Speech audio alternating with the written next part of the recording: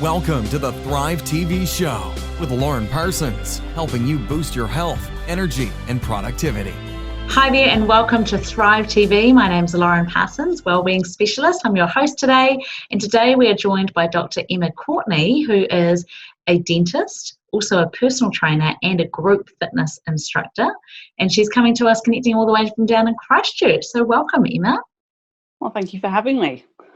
Great to connect with you. So today we're talking about burning out. How would you know? We're going to talk about why most people don't realise they have burnout until a long time after the fact, how it isn't you, it isn't your fault, and it isn't just your job, and how nobody should be expected to manage all of their career and life ups and downs, and that it's actually okay to feel a little broken sometimes. So a really, really important topic that we're covering today, Emma. So thank you for joining us. I wanted to start, before we dive into that, to just get to know you a little more throughout this and that questions, if you're ready for a quick fire round. Sure am. Okay, so tell me, spots or stripes, or maybe checks? Stripes, which are in checks, so it kind of covers both. Yeah, exactly. Okay, stripes. Flats or heels? Flats, definitely. Nice, ergonometric, I like it. Tea or coffee? Ooh, tea by volume, but I do like my coffee. Okay. Visit an aquarium or visit the zoo? Ooh, aquarium, only because we don't have one down in Christchurch, so we go to the zoo a fair bit and go with the kids, but aquarium's probably, that would be more of a treat. Nice, okay. Be able to fly or teleport? Fly. Oh, nice. Yeah, I think there's just something childhood superhero wise about that, maybe. Yeah. Visit India or Greece? India. India, okay, nice. Monopoly Yeah. or chess? Chess. Okay, chess. Not an easy one. Chess, yeah. Okay. And lastly, indoors or outdoors? Outdoors. At every Outdoors. Opportunity. Yeah. Yes, For sure. oh, I'm the same. Fantastic. Nice to get to know you a little more, Emma.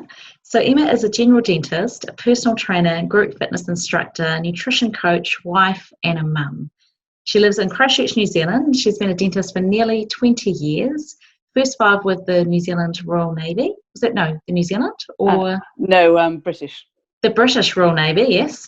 I'm just making this up as I go along, you see, with the British Royal Navy, and the rest with the hospital and private dental practices. She's been involved with fitness and coaching since 2011, and her personal experience with burnout has driven her passion to help prevent others from going through the same experience. So tell us, how did you first get started doing what you're doing now, Emma? Well, I suppose it started with burning out. I didn't realise that's what had happened at the time, but 16 years into what should be kind of a 40-plus year career, I wasn't coping. I left a job that I was starting to feel really miserable in, and I left dentistry, not thinking that I would be able to go back. I hoped that I would be able to, but at the time I left, it was really tough. And I kind of left it and put it aside and focused on my personal training and being a personal trainer, and found joy in that where I'd lost joy in the job that I'd had. And I found a bit of peace in the distance from it, and just enjoyed feeling that I was making a difference again. Not that I hadn't been making a difference as a dentist, but I probably lost sight of it. And then after a while, I missed it a bit. So I missed it. It's been part of my identity, because on top of those 16 years, there's 5 years training. So for 20 years, it'd been one of the hats I'd been wearing, and a major one. Wow. So to put it down and put it aside, it felt like, no, actually, that's part of who I am. I am a dentist.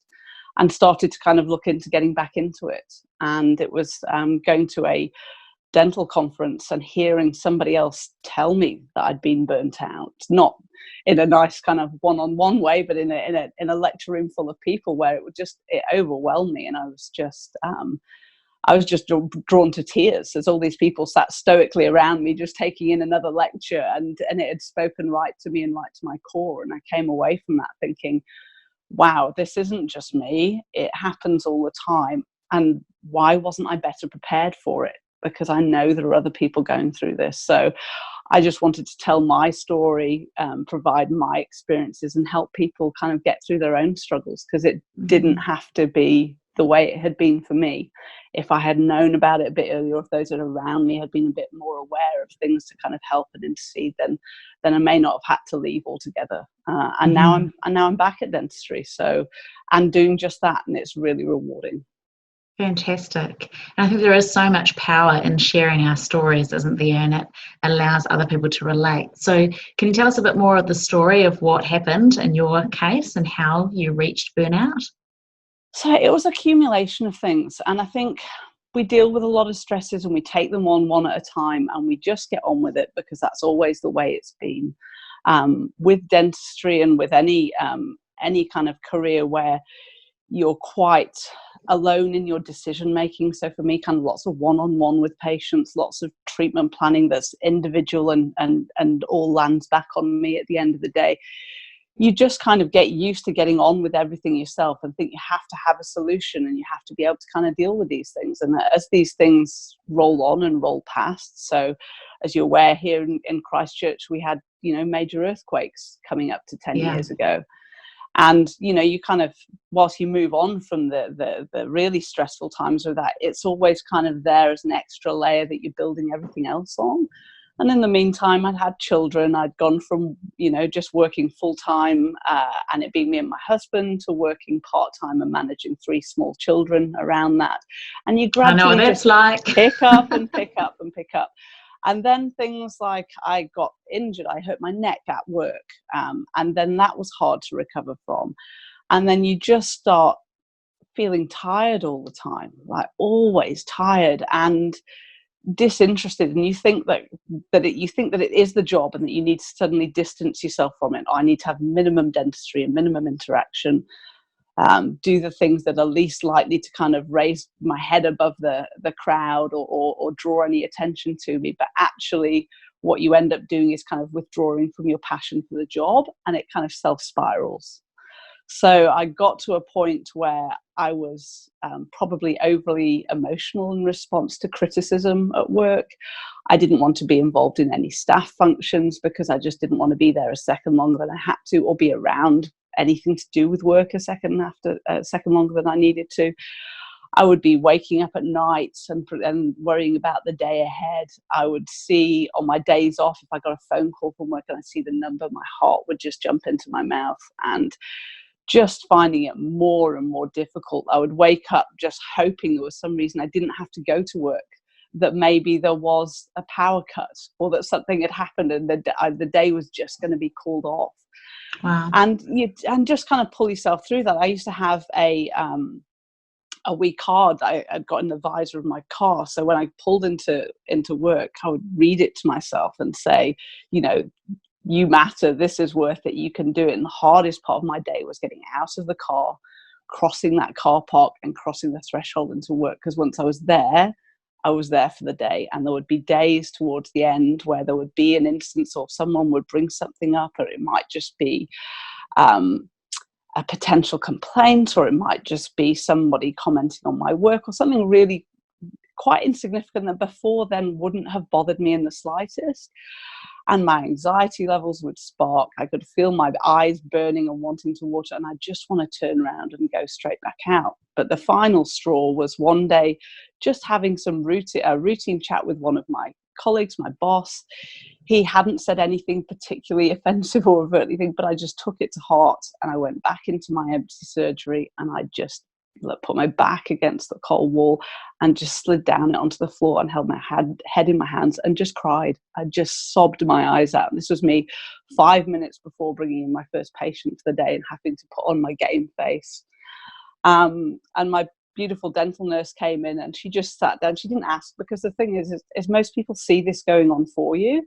So she'd seen this over the last year and the last 18 months. She didn't even have to ask what was wrong. Why was I down there? She just sat down next to me, put her arm around me, and just held me and just said, it's going to be all right. And together we just kind of psyched ourselves up for the day, and we got through another day. But it was then that I realized that, no, I needed to stop, that it kind of for me, it had gone beyond the point of managing to reel it back. I needed some distance and some gone. So that was, but I just thought I was broken. I just thought that I wasn't good enough anymore, that I didn't understand why things that I'd found really easy and things that just bounced off me before I was really taking to heart. And I was just getting miserable, and I was taking it home to the family. And so I walked off. So what did you do at that point then? Like after that day, what was the next step? So the next step was telling my boss, giving him my notice. In dentistry, with most contracts, it's like a 3-month notice. But actually, I'd already kind of got in my head that I wanted to go when my daughter went to school. So I'd actually given a bit more notice. But I just had to turn around and get it off my chest, because it felt once I'd reached that point that I needed to let everyone else know. I felt that I couldn't, even though I wanted to leave a little bit later, that I couldn't go around and say, oh no, it's all right, and then come out with it. It was like, no, I need to kind of admit this to myself and to everybody else, and just accept what will be. Because I think that's another thing, is that we give ourselves reasons that we can't leave a job, or that we can't take the steps that we need to do because this is coming up, or that person's relying on me, or it doesn't fit around childcare because I've got those hours booked now, and if I find a new job, how am I going to get the hours to line up with the next one? And you just think of all the difficulties and the obstacles. But I just got to a place where it was time. I was broken enough. I couldn't stay.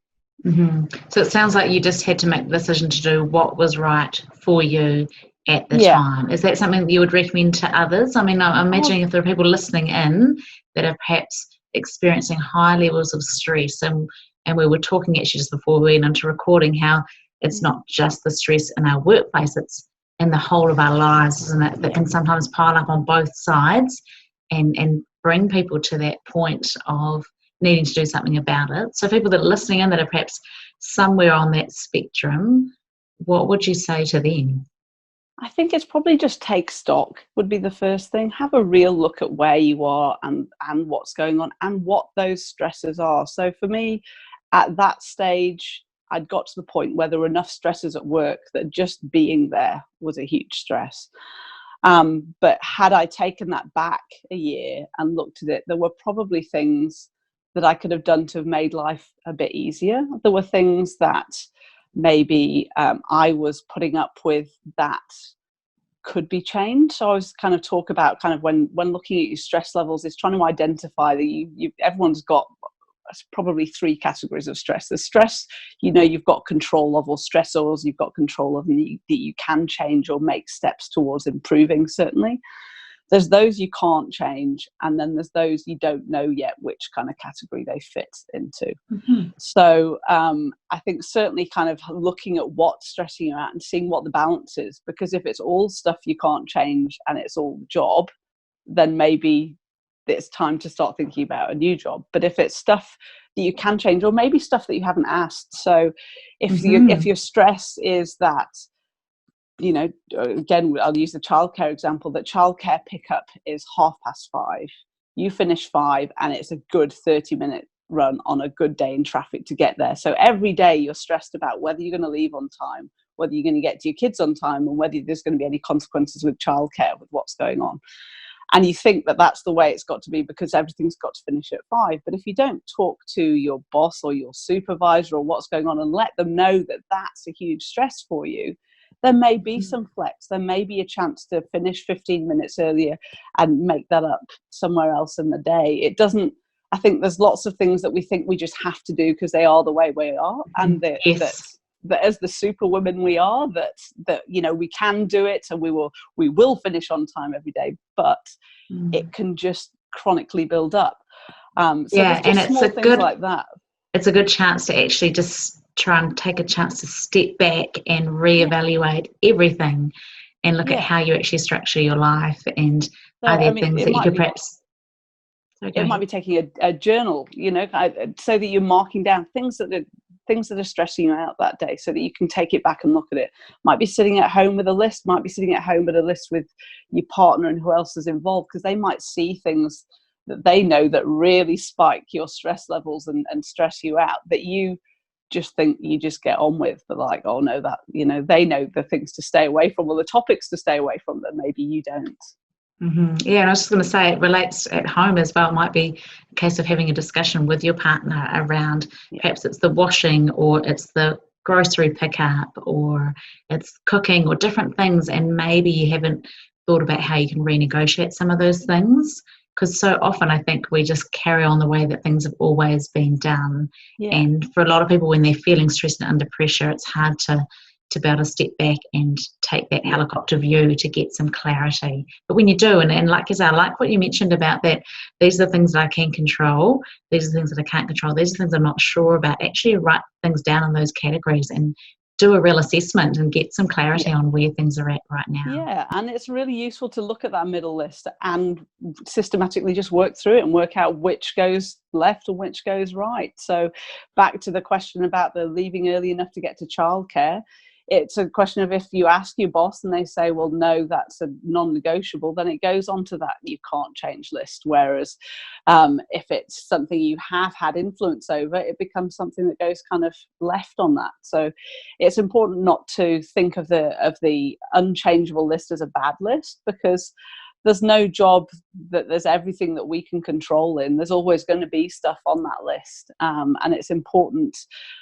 to really have a good look at it and say, well, is that something I can cope with? Is it that there's more things on that list than there are on the other list? And really assess your job like that, because it doesn't always have to mean a new job or finding a new job. It can just be finding a better way to either look at or do the job you're doing. Mm-hmm. And so I understand that you've obviously gone back into dentistry. So can you tell us, you know, what happened in between that episode, you deciding to leave? What were the things that you did, perhaps the things you've put in place that have allowed you to go back into dentistry? I think a big one was taking a good look at kind of what I was doing that kind of lit me up, that really helped counter those negative feelings and that lack of self-confidence, and really kind of put fuel back in the fire. So for me, it was going back to studying in some way. So as a dentist, we've always had to have you have to do 80 hours of CPD or continuing professional development over a 4-year cycle, I think it is. But for a long time, I had been doing the minimum and stuff that was close to me, so it didn't affect home and family.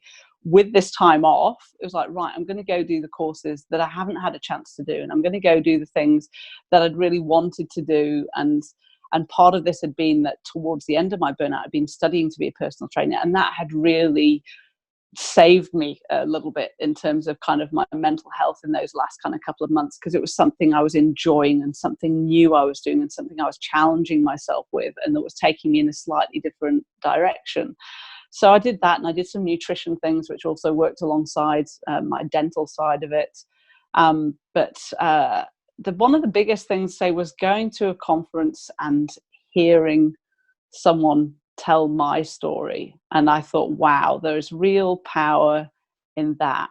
And how can I repay that or take that back to my profession and say, well, this is my story, and have other people hear it through their ears. So whilst I'm talking about me, it identifies enough that it just allows them and permits them to think about their lives in the same way. So that was kind of the big thing. And then there was can I go back to work? So I started off locuming rather than going back straight into a new job. Right. And that was scary. It was like post-traumatic stress. It was, even though everything had settled down, just walking in there and being presented with things that had triggered me during kind of the worst part of times. There was no reason they should trigger me now, but they did. There's still that spike and almost that kind of memory of what had gone on before. And it took a while, but it was nice. I was in a locum position. I was in a place of work that I wasn't going to be working too long. The people there were very welcoming me being there, because I was working over on the coast where they don't have too many dentists. So they were just grateful for someone to come along and help out. And I think that was kind of, actually, I just need to look a little closer at where I'm working. Am I working the way I want to work? Or is it something that's going to be override? Because different personality mixes will make a difference in any workplace. Different, even if you're in the same field and the same thing. Something I always talk to dentists about is almost unhappy marriage between healthcare and business. So and you'll find that practices will slide on a scale that feels more healthcare or feels more business. And depending on how you feel about that, depends on how well you'll fit in with that practice. So just a bit of careful selection, but also just recognizing when I needed to kind of step back and say, well, actually, that's something that I'm not happy with or was triggering stuff from before. And other stuff I went back into and was like, well, actually, it's not as bad as I remember it. And I've put down the old baggage, and this is somewhere fresh to start, something fresh to start with. And just keeping understand that dentistry is known as a really challenging industry to be in. Like I've heard some of the mental health statistics that has a very high suicide rate among professionals and medical professions, but actually across all professions. Yeah. Why is that, do you think? I think it can be quite an isolating profession. It might sound silly to say kind of, how can you be isolated or lonely when you're working one-on-one with patients all day and surrounded by a team? But there's a lot of stuff that kind of the buck stops with you, be it your clinical decision making, it may be financial within a practice setting. And we're kind of taught through dental school that it is on us to solve, and that we are enough to kind of do it all together. And we kind of apply that, I think, we equate, equate failing or not meeting a perfect standard as incompetence or being perceived as less. And it's something that I've written about before in terms of where we don't really give ourselves permission to fail. And fail doesn't have to mean, kind of catastrophic failure, but we shouldn't be trying to, as a general dentist, we shouldn't be holding ourselves to the level of a specialist and the perfect standard every time we go out. There are going to be patients that are slightly different, circumstances that are slightly different. We're going to be slightly different on different days. And all of those things it's like learning to drive. It takes you, how long before you can quite happily synchronously be doing your gears and your indicators and your windscreen wipers and everything, and without thinking, without thinking. And any job is no different. We kind of, I think, in this age of seeing a lot of perfect on social media, a lot of perfect out there in journals, and the way other people talk is that we suddenly think that we've qualified to something, so now we're going to be great at it. And it's like, well, that's just the first step. You've got the qualifications to now start learning and perfect what you do, but that's going to be ups and downs. It's not going to be a straight kind of line to the top and perfection. It's just letting yourself know that every time something's less than perfect or not quite as you planned it, that there's a lesson to be learned there and move on. It's not a case of, we have to hide it or cover it up because otherwise we'll be perceived as less. It's like, no, those are the really important lessons to go through. And as a profession, I don't think we do that enough. And even with the suicides that happen, we don't talk about them enough. We don't learn from them enough, the whys. Suicides generally are underreported because how they appear on the medical certificates at the coroners depends on whether they appear in suicide statistics or not. But my first experience of a dental suicide was of a dental student, a first-year student. So really early on in that journey. And as the dental school never talked about it, the family never acknowledged it as a suicide. And it was swept away, which I think is a massive disservice to that young man, but also a disservice to the profession to say, well, no, it doesn't happen. It's like, well, yes, it does. So if it does, what do we need to start doing? What do we need to start looking out for? And burnout's one of those steps on the way. Not every burnt out kind of dentist will commit suicide, but it's that alongside with an associated kind of level of depression that goes with it is when suicidal ideation starts to come in.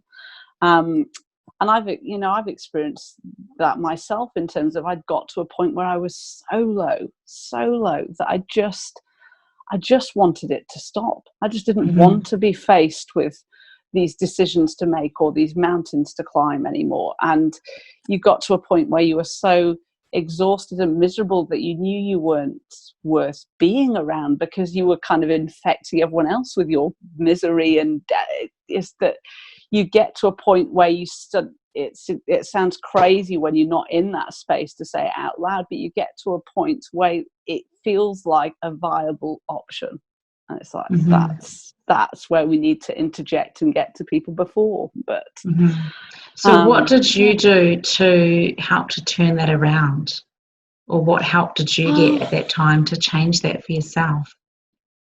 Probably not enough help. I did seek help later. I sought help before I left my job, but probably after I was having those kind of thoughts. It actually took, for me, I don't know. I mean, I always turn to exercise. I always turn to distraction and reading and throwing myself into my children's lives, probably, is to keep myself away from that kind of dark corner.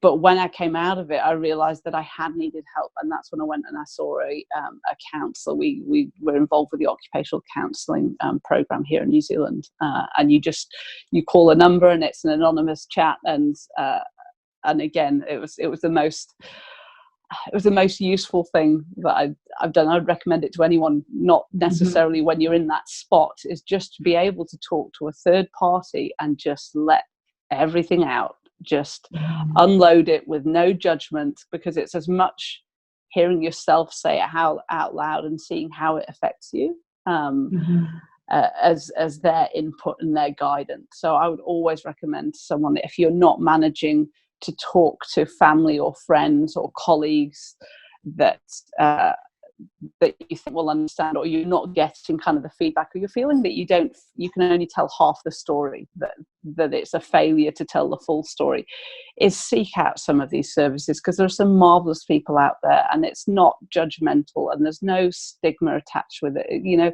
someone wouldn't judge you for having an infection and taking the antibiotics you needed to get better. And this, so going to see someone can just be someone shining a spotlight in the dark for you, because when you're all the way down there, it can be really hard to see back up to the light sometimes. And sometimes just a spotlight shone on the first rung on the ladder is all you need. Very wise words indeed. And this actually links to another one of my interviews here right on Thrive TV show with Jason Finucane from Canada, who shares his story around mental illness and the stigma attached to that, which was such a different experience for him as opposed to having a physical illness, a heart condition. And it's a really amazing interview as well. So if anyone's interested as they're listening to this that wants to find out more about that and how to step out of that and let go of that and move on from that stigma, I really invite them to check out that episode as well. So we are almost out of time, Emma, but if you could share perhaps one final thought or message to people that are listening, and particularly if there's anyone that may be feeling like they're somewhere on the road towards burnout. Like, I know there are a lot of people that listen in that are busy professionals that have got families. There's a lot going on in our lives, and sometimes it can be hard to know, am I just a little bit tired? Am I just a bit under the weather? Or, where am I heading? So what would you say to anyone that's feeling that level of stress in their lives right now that they could do that would help them? I think it's just, again, taking stock of where you are, not necessarily just the stress things, but what are you finding joy in, and where can you still find joy in your work? Maybe look back to when you first started and what you were enjoying and where that was, and then try and piece together kind of the between, because it's so easy to focus on the negative and the dark spots and kind of fall into them and slip backwards into the shadows. But if we start picking out those bright spots and working on making those just that little bit brighter, it will make the rest a lot more manageable. Wonderful. Thank you so much. Very wise words, and I just think a real encouragement to all of us. We all face stress. We all feel overwhelmed at times, but it's important to really keep an eye on that for yourself and for your loved ones, isn't it? And just ask and reach out to those around you, really check in. Are you okay? Ask those questions and provide that support. Yeah. Fantastic. Well, thank you so much, Emma. So if people wanted to connect with you or find out more about the work that you do, how can people reach out or connect in with you? So I'm pretty active on Facebook. Profile is Ems Courtney, but my page, which is mainly aimed at kind of dental and medical professionals, is Unbreakable, the Dentist's Guide to Life. But the other place that I'm probably quite active is Twitter as Dental, where I'm just kind of commenting on life and joining the world in conversation. Okay, fantastic. Thank you so much. And so if you're listening into this, make sure you head over to thrivetvshow.com, which is the website where you have all the show notes down below, and you'll have links so you can connect in with Emma as well. So thank you once again, Emma, for your time today. And thank you to everyone for listening in. It's been another episode of the Thrive TV Show. Please go out and thrive. Thank you for listening to the Thrive TV Show with Lauren Parsons. Visit thrivetvshow.com to access the show notes and discover our fantastic bonus content. And be sure to subscribe so you don't miss the next inspiring episode.